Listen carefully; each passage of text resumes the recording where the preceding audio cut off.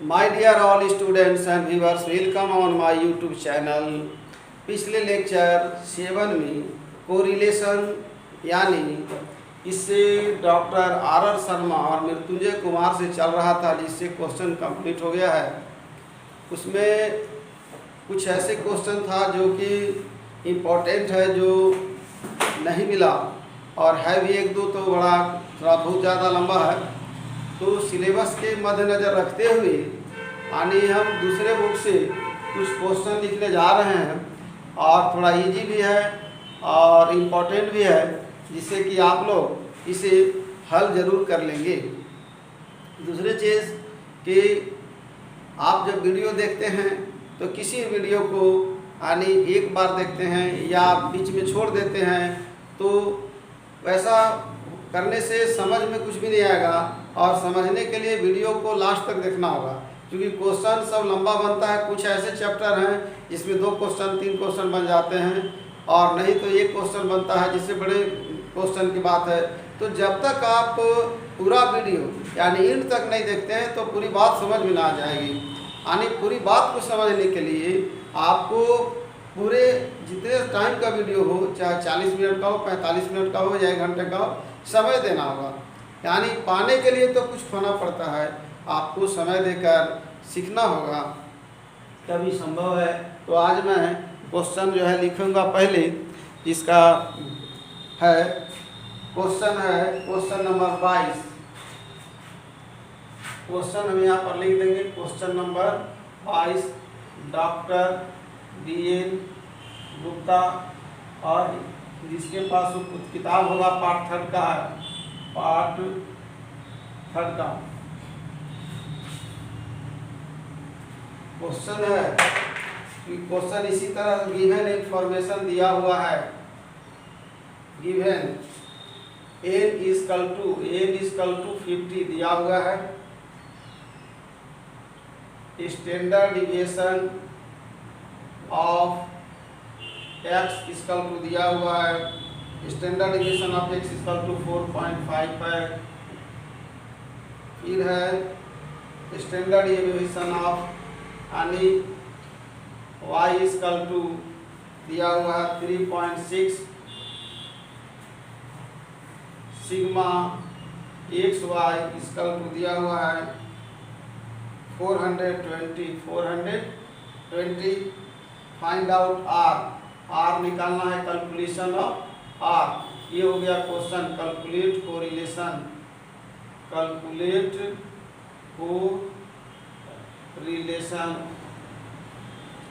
Question 1 हो गया। अब दूसरा क्वेश्चन है, दूसरा क्वेश्चन नंबर है 24। पहले 23 लिख लेते हैं। 23 क्वेश्चन नंबर है, x हो गया श्रेणी, x हो गया सीरीज श्रेणी, फिर y हो गया श्रेणी। अब हम लोग पदों की संख्या, नंबर ऑफ आइटम्स, पदों की संख्या बराबर दिया हुआ है 15, और इसका भी दिया हुआ है 15, दोनों में 15 ही रहेगा।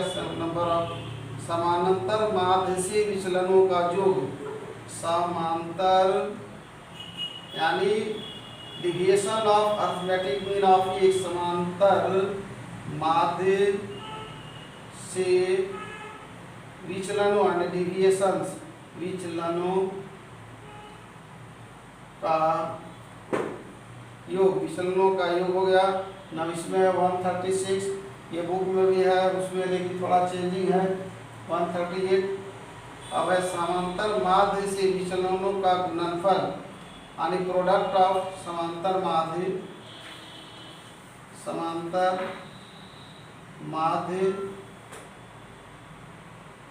विचलन मतलब डिविएशन, विचलनों का गुणनफल बराबर है 122 प्रोडक्ट हो गया ये। तीसरा एक और क्वेश्चन है जो बाद में हम लोग लिखेंगे। तो सबसे पहले क्वेश्चन को हल करते हम लोग यहाँ पर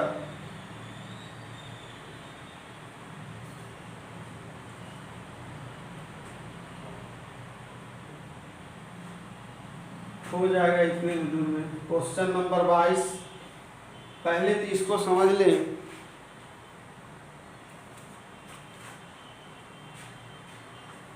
given information n is equal to number of items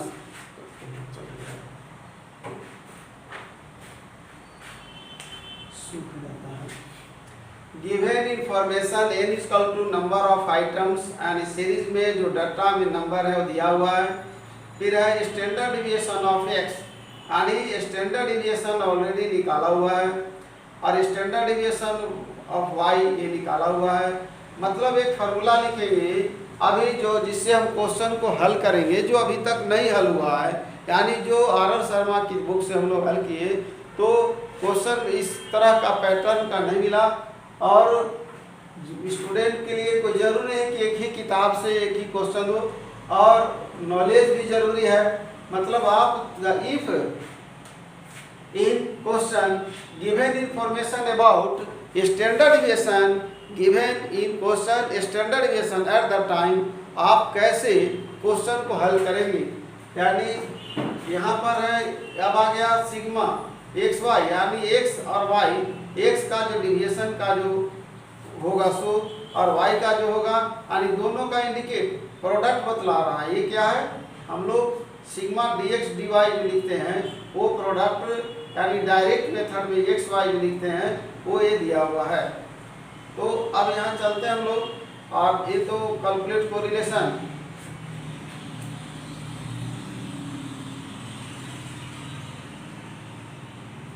calculation of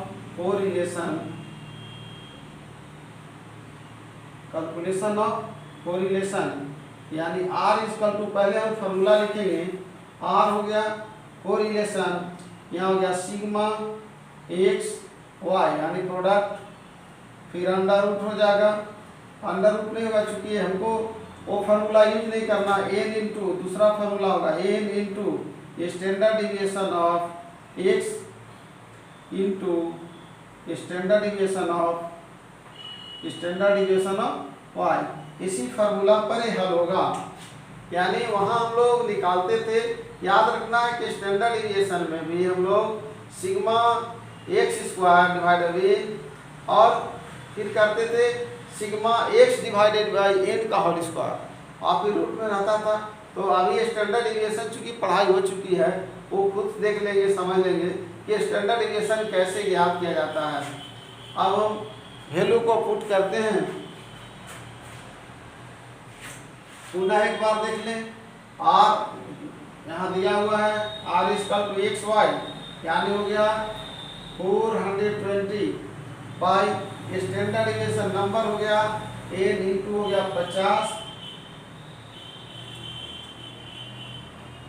50 गुने स्टैंडर्ड डिविएशन x लिखा हुआ है इंटू 4.5 इंटू हो गया 3.6 क्योंकि स्टैंडर्ड डिविएशन दिया हुआ है, इसका मतलब रूट फाइंड आउट किया हुआ है ऑलरेडी, यहाँ रूट लिखने की जरूरत नहीं है। अब इसको हम लोग गुना करते हैं तो r इक्वल टू हो जाएगा 420 बटा, इसको गुना करते हैं हम लोग, पहले 4.5 और 3.6, 6 पच्चे 30 के सुना हाथ में 3, 6 चौका 24 और 3 27, 6 पच्चे 30 के सुना हाथ में 3, 6 24 27, ये हो गया 3 पच्चे 15 के 5 हाथ में 3 चौका 12 1 13, यानी ये 5 7 12 के हाथ में 1 2 3 और 3 6, यानी 16.25 आ रहा है। 16 इसको मिटा देंगे बाद में गुना करने के बाद, 16.25 को फिर 50 से गुना करना है, तो 5 से गुना करेंगे, एक जीरो बिठा देंगे, 5 25 के 5 हाथ में 2, 5 गुना 5 25 5 हाथ में 2, 5 10 12 के हाथ में 1, 5 36 1 31 के एक हाथ में 3, 5 36 1 31 के एक हाथ में 3, 5 1 5 3 8। अब यहाँ पर हम एक जीरो बिठाएंगे और यहाँ पर 2 अंक के बाद दशमलव था, तो मेरे पास रिजल्ट आ गया 812.5, 812.5 और 0। अब इसको हम लोग हाथ देंगे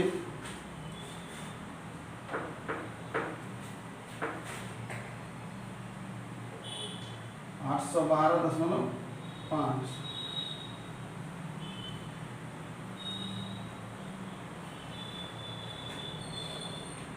अब यहाँ इसको करते हैं 420 है, रहने देते हैं, 812 है, 812 दशमलव के बाद 2 अंक है कि दोनों घटा दे रहे हैं, यहाँ लिख देते हैं 50, यहाँ लिख देते हैं 2 जीरो, 1 जीरो कट जाएगा, यानी आर इसका तो मेरे पास आया 4200 बटा है 8125, 8125।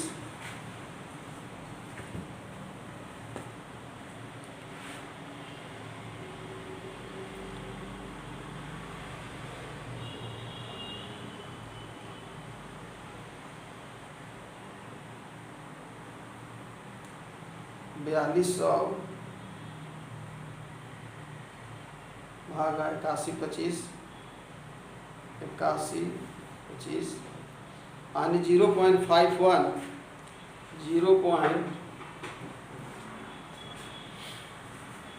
रिजल्ट आ गया 0.51, यानी ये आ गया कोरिलेशन, ये आ गया 0.25 से 0, यानी 50 से लेकर के 75 के बीच में, यानी 1 बढ़ गया है। मॉडरेट डिग्री कोरिलेशन कमेंट लिखने के लिए बोला नहीं है, यानी ये क्वेश्चन हल हो गया 0.51। अब हम लोग दूसरा क्वेश्चन को हल करते हैं, यानी इसको मिटा देते हैं, इसको गिवन इंफॉर्मेशन एक्स वाई सब बता चुके हैं कि क्या इंडिकेट करता है।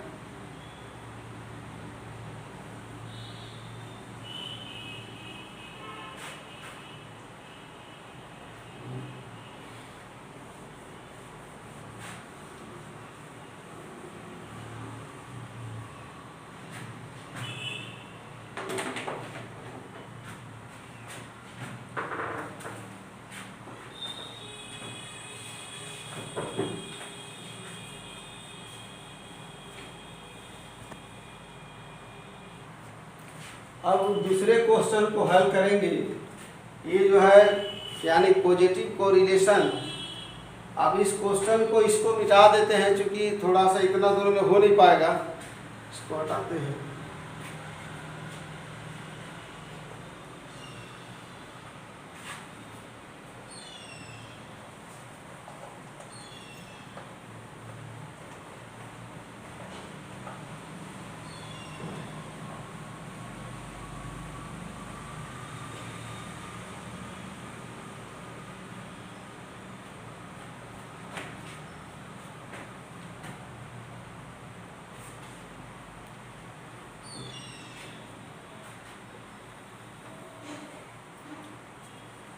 अब एक दूसरा क्वेश्चन है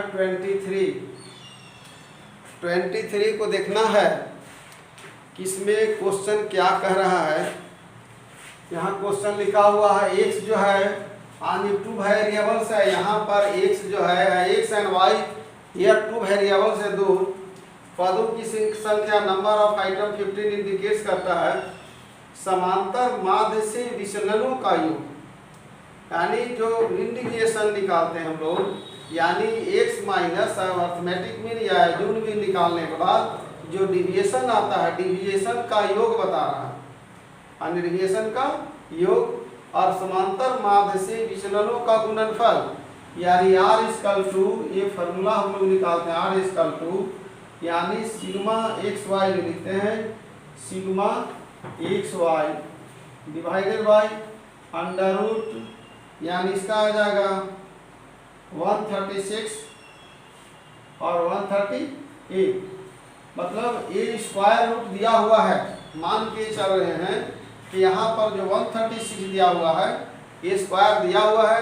अब इसको हल करते हैं हम लोग, r इक्वल टू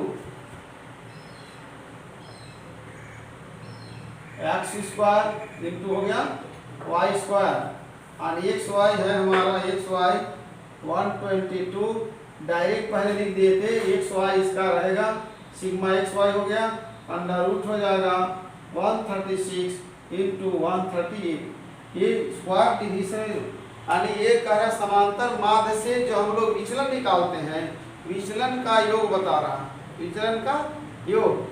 तो अब देखते हैं इसका हम लोग कैलकुलेट करते हैं, क्योंकि ताकि और क्वेश्चन जल्द बन जाए।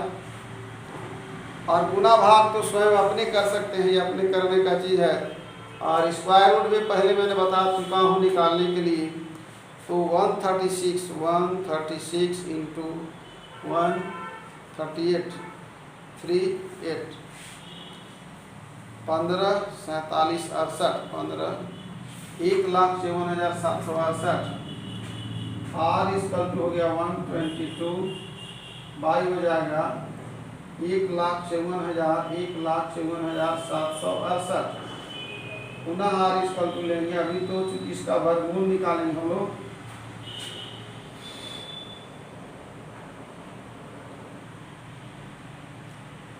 एक लाख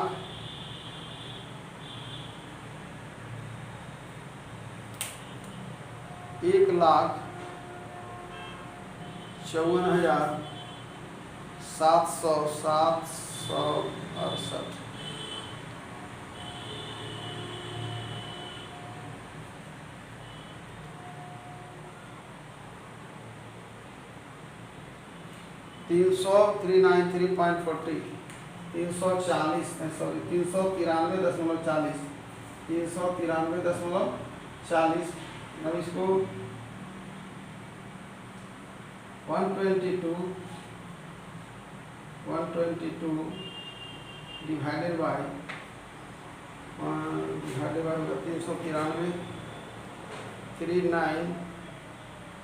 393 3.40 इसकल टू है यानी 0.31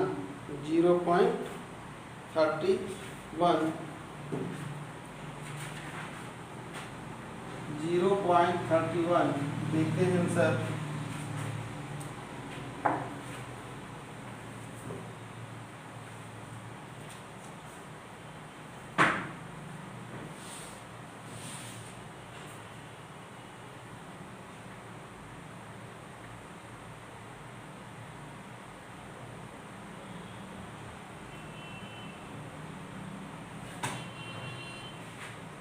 आंसर नहीं आ रहा है।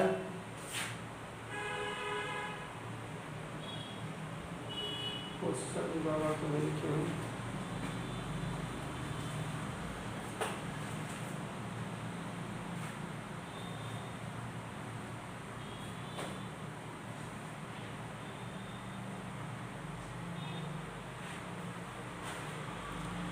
136 138 122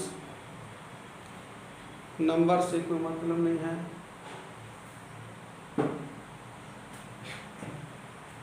गुना करते हैं, फिर से गुना करते हैं इसको।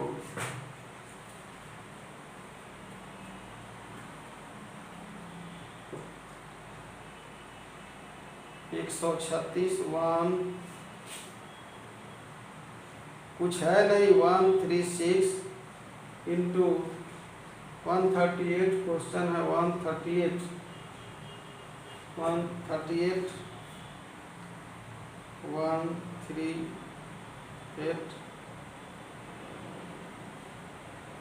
136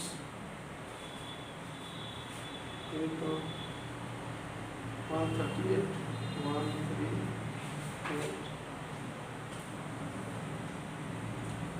136 इंटू है 138 18,768 गुना ही करती है 18,768। यहाँ बहुत ज़्यादा आ गया है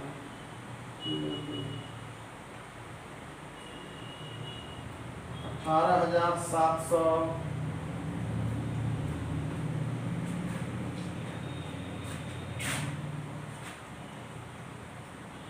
18,768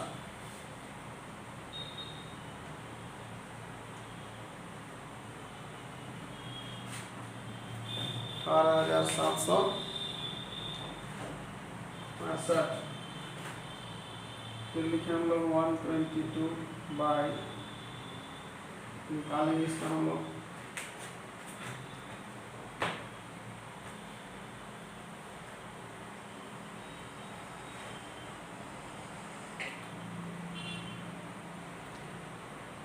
रूट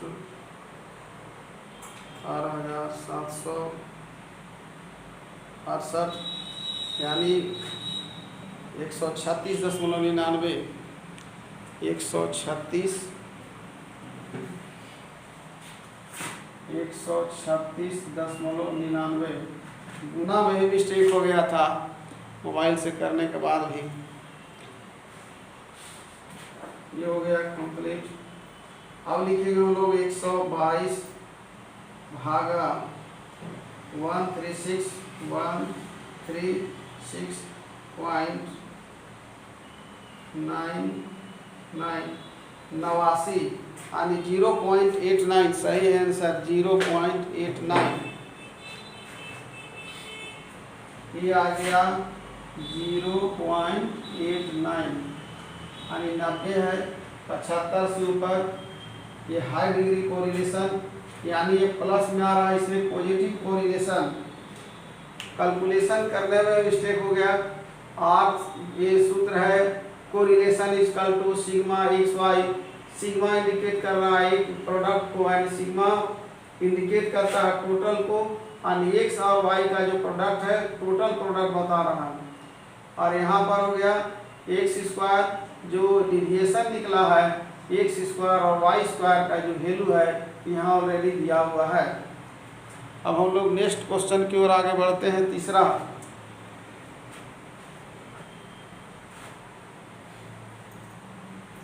22 हो गया था 23।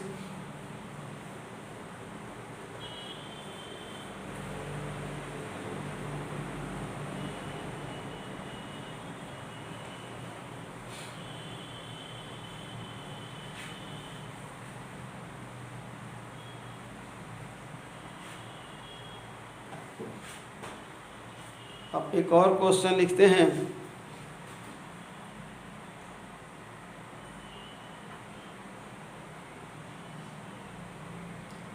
बाईस हो गया था 23 हो गया 24 number question. 24 number question given information है, गिवन दिया हुआ है n equal to 50,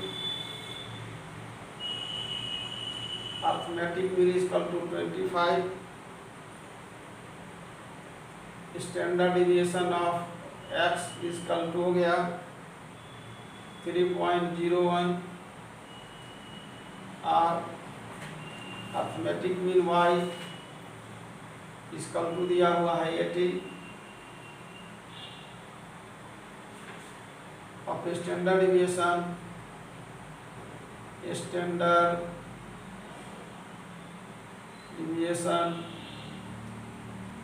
of y equal to 3.03 और sigma x y equal to दिया हुआ 122 सिग्मा। अब यहाँ ध्यान देना है एक नंबर हो गया।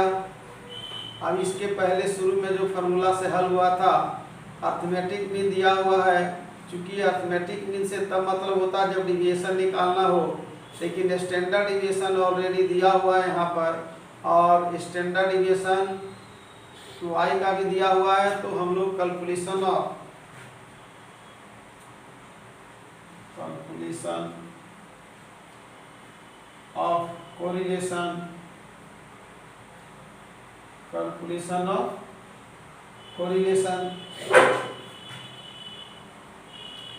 r equal to sigma x y n into standard deviation of x into standard deviation of y। कुछ नहीं, केवल वैल्यू को पुट करना फॉर्मूला पर।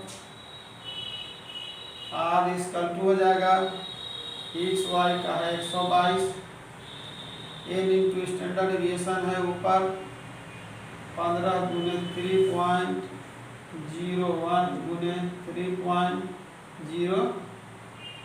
3.03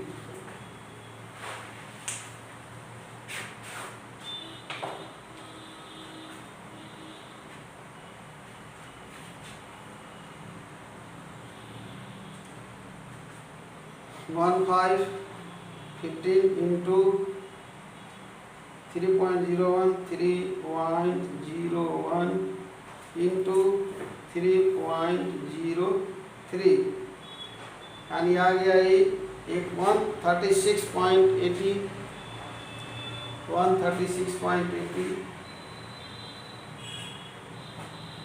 22 by 136.80 अब R इक्वल टू कोरिलेशन होगा R इक्वल टू 122 बटा 136.80 इसको हम लोग 81 लेके चल सकते हैं। अब इसका स्क्वायर कर भाग देंगे हम लोग 122 भागा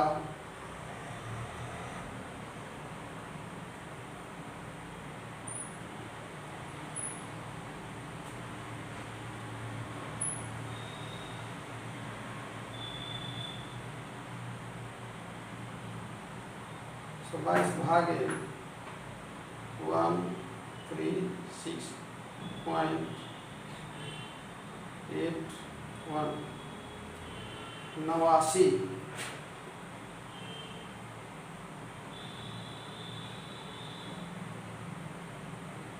यानी 0.89 24 नंबर क्वेश्चन आंसर कोई जरूर नहीं सेम दूसरा क्वेश्चन है 0.89 यानी ये पॉजिटिव कोरिलेशन यानी स्टैंडर्ड यहाँ पर अर्थमेटिक मीन और अर्थमेटिक मीन ऑफ x और ये अर्थमेटिक मीन ऑफ y का यहाँ कोई मतलब नहीं निकलता है क्योंकि स्टैंडर्ड डिविएशन दिया हुआ है तो हम लोग को डिविएशन निकालने की जरूरत नहीं है।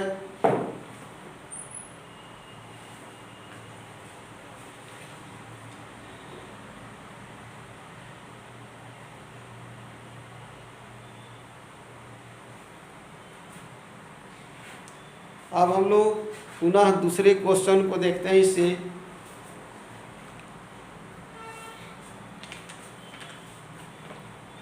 आज कोरिलेशन जो है इंड हो रहा है, आज अंतिम है। इसके बाद हम लोग नेक्स्ट लेक्चर में रिग्रेशन यानी इसके बाद हम लोग रिग्रेशन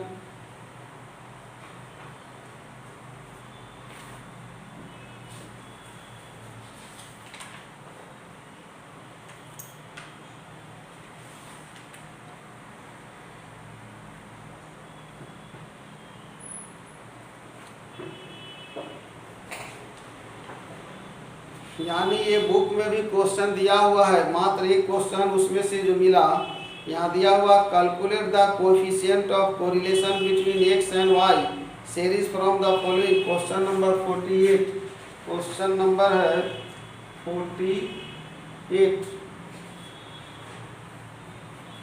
ये R.R. शर्मा के बुक का क्वेश्चन नंबर जो है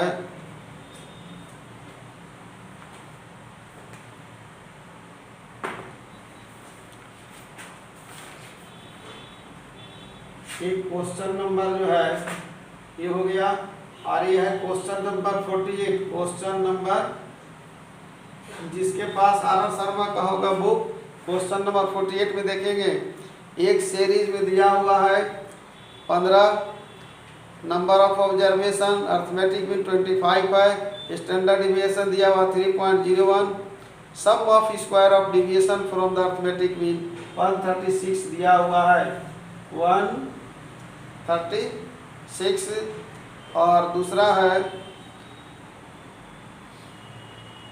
नीचे और इसका है 138 summation of product of deviation x and y series from their respective arithmetic mean 122 दिया हुआ है।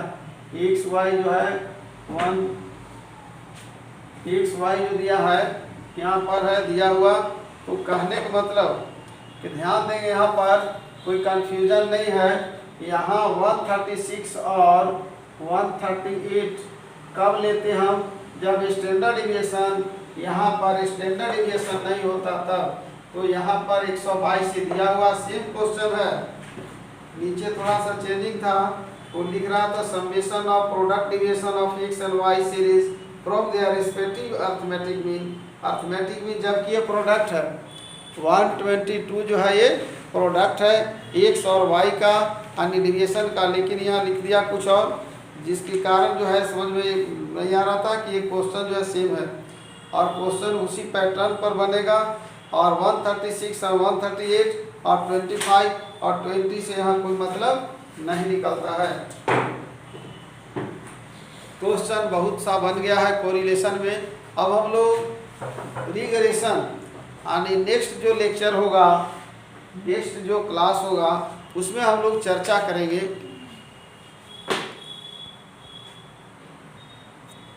आज कोरिलेशन, यानी जो पहले एक्सप्लेन कर चुके थे कि कोरिलेशन होता क्या है, कोरिलेशन पहले बता चुके हैं और कोरिलेशन का क्या यूज है उससे भी रिलेटेड मैंने चर्चा किया है। और कोरिलेशन यानी चाहे वो एक्स हो या वाई हो, चाहे वाइफ एंड हस्बैंड हो या कंपनी का ऑनर हो या लेबर हो, यानी जो रिलेशन है पॉजिटिव होना चाहिए। सेम डायरेक्शन में जो रिलेशन होता है उसको हम लोग पॉजिटिव रिलेशन कहते हैं। और जब अपोजिट डायरेक्शन में होता है एक दूसरे से तो उसको हम लोग नेगेटिव कोरिलेशन कहते हैं। कोरिलेशन भी कितने तरह का होता है सारा सब एनालिसिस किया हुआ है। सबसे पहले होता है perfect correlation, very high degree, फिर high degree correlation, moderate correlation और फिर लो डिग्री, यानी लो डिग्री, उसके बाद वेरी लो डिग्री कोरिलेशन। ये सारा चीज़ का एनालिसिस किया हुआ है। आज हम लोग यानी जो ये क्वेश्चन जो हल किए यहाँ पर यानी दिया हुआ था, फिर इसको एक बार एक्सप्लेन करते हैं कि यहाँ जो अर्थमेटिक में दिया हुआ है इसका हमारा कोई यूज नहीं होगा। कारण कि यूज तब होता कि जब हमको डिविएशन निकालना होता, लेकिन डिविएशन का यहाँ जरूरत नहीं है क्योंकि डिविएशन निकालता कैसे है, डिविएशन निकलता है arithmetic x minus arithmetic mean x इसका टू निकलता डी। तो यहाँ इसकी ज़रूरत नहीं है, यहाँ भी इसका ज़रूरत नहीं है। हमारे पास ये दिया हुआ प्रोडक्ट और स्टैंडर्ड डिविएशन यानी number of standard deviation x, ये एन नंबर नहीं सॉरी एन नहीं है, ये इंटू है, एन जो है ये इंटू है standard deviation of x, number into standard deviation of x और फिर इंटू है standard deviation of y. Standard deviation दिया हुआ है, इसका मतलब ये होता है कि ये जो हमारा फॉर्मूला है ये चेंज कर दिए, यानी लिखा हुआ है फॉर्मूला